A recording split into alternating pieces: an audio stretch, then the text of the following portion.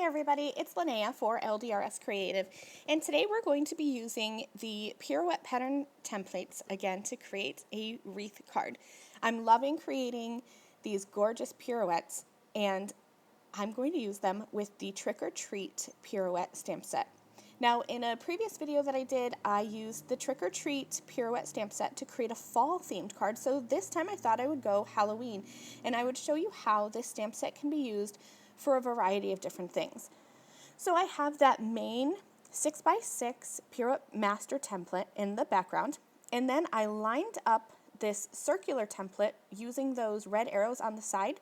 I do have a piece of cardstock. It's cut to 4 1/4 by 4 1/4 inches square, and I lined that up with the 4 1/4 inch little arrow there so that I could have that perfectly positioned on my master template. I placed one of those little branches using the template, the circular template, just keeping it in one of those little pie pieces. And now I'm just going to turn my cardstock. I'm inking with Mrs. Periwinkle ink.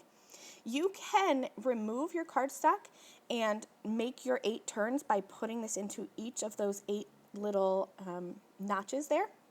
But I find it much easier to align my cardstock once, turn it 4 times, and then take my cardstock off and turn it onto the diagonal kind of square orientation that way. I'll show it to you one more time. So I've taken that second branch, and this time I'm going to come in with In Your Face Orange.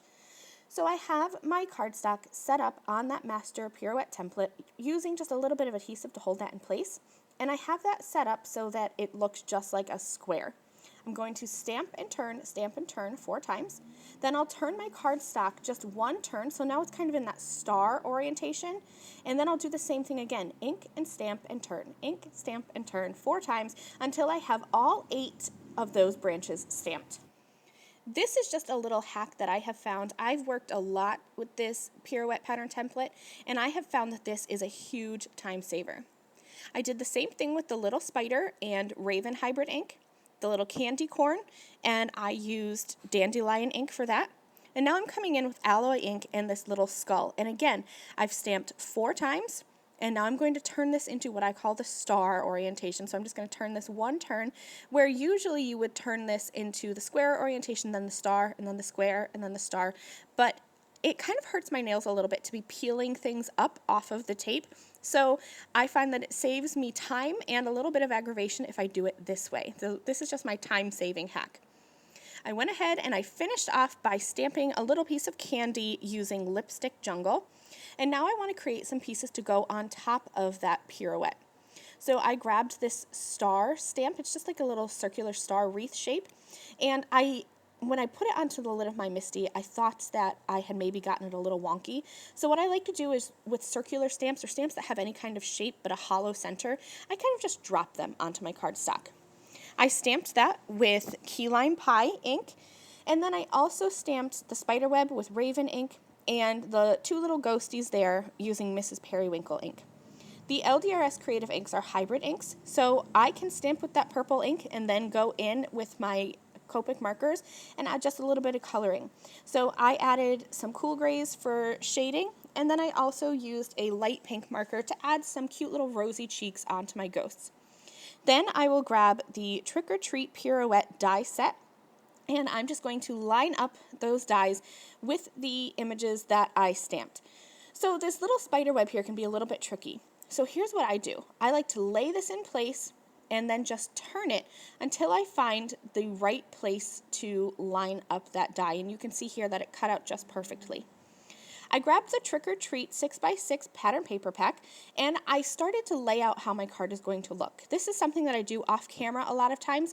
When I craft, I really don't have an end card in mind. That might sound crazy. I just have usually a background idea that I want to do. I love creating backgrounds. That's my favorite part. So I start with that, and then I work around with my images. So this is what I do a lot of times. I'll grab a pattern paper piece and just lay my background onto there and kind of play around and see what looks best. I put some foam tape on the back of that 4 1/4 by 4 1/4 inch pattern, the pirouette pattern template.